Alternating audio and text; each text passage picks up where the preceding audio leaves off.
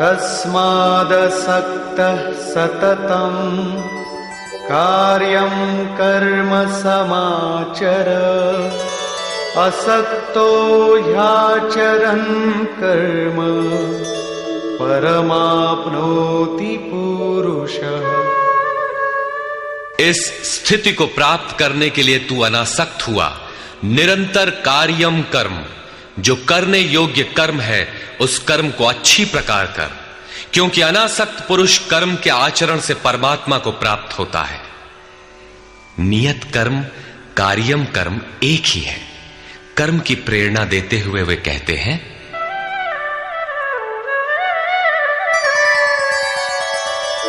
कर्मणैव हि संसिद्धिम् आस्थिता जनकादयः लोकसंग्रहमेवापि संपश्यन् कर्तुमर्हसि।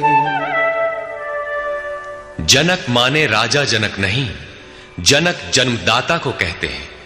योग ही जनक है, आपके स्वरूप को जन्म देता है, प्रकट करता है। योग से संयुक्त प्रत्येक महापुरुष जनक हैं। ऐसे योग संयुक्त बहुत से ऋषियों जनकादयः, जनक इत्यादि ज्ञानी जन महापुरुष भी कर्मणा एव संसिद्धिम, कर्मों के द्वारा ही परम सिद्धि को प्राप्त हुए हैं। परम सिद्धि माने परम तत्व परमात्मा की प्राप्ति। जनक इत्यादि जितने भी पूर्व में होने वाले महर्षि हुए हैं, इस कार्यम कर्म के द्वारा जो यज्ञ की प्रक्रिया है, इस कर्म को करके ही संसिद्धिम, परम सिद्धि को प्राप्त हुए। किंतु प्राप्ति के पश्चात वे भी लोक संग्रह को देखकर कर्म करते हैं, लोकहित को चाहते हुए कर्म करते हैं। अतः तू भी प्राप्ति के पश्चात लोक नायक बनने के लिए कार्य करने के ही योग्य है। क्यों?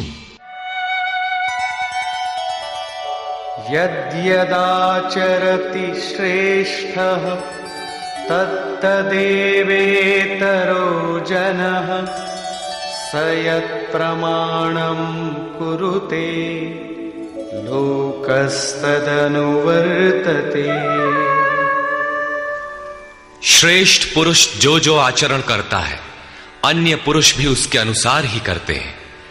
वो महापुरुष जो कुछ प्रमाण कर देता है, संसार उसका अनुसरण करता है।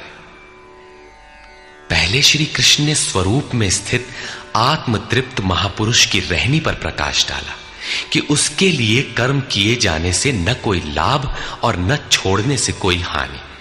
फिर भी जनकादि कर्म में भली प्रकार बरतते थे। वहां उन महापुरुषों से श्री कृष्ण धीरे से अपनी तुलना कर देते हैं कि मैं भी एक महापुरुष हूं।